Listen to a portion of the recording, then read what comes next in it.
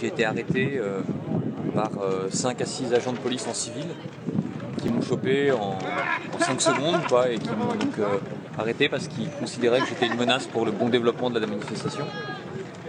Et ils m'ont donc emmené à ce qu'on appelle la Climate Jail, qui est le hangar plein de cages dans lequel ils mettent les militants. Et ensuite ils m'ont emmené au poste de police.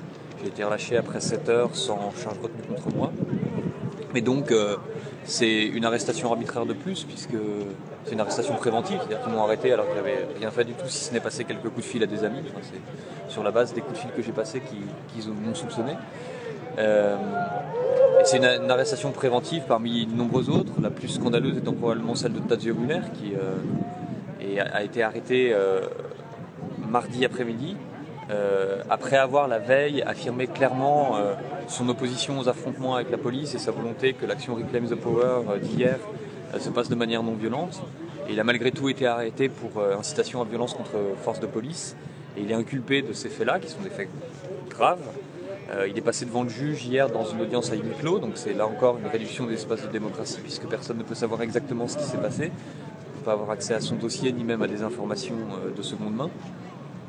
Et il sera présenté devant le juge à nouveau dans 3 jours, c'est-à-dire une fois que tous les militants seront repartis et qu'il y aura beaucoup moins de monde pour le soutenir.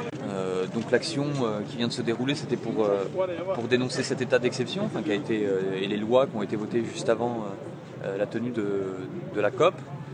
Et on sait tous très bien, c'est assez régulièrement avant la tenue de grands événements internationaux de ce type-là, les pays qui les accueillent durcissent leur arsenal législatif.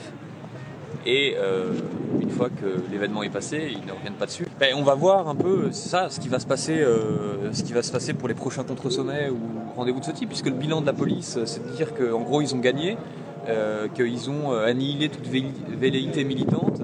Et si c'est ce bilan qui tire, sans intégrer le bilan critique en termes de restriction des droits et de l'espace de liberté politique, effectivement il y a un risque que ce genre d'arsenal se diffuse dans d'autres pays. Et encore une fois qu'une loi est votée, elle est rarement abrogée, et ce genre de loi, à ma connaissance, n'a jamais été abrogée jusqu'à présent.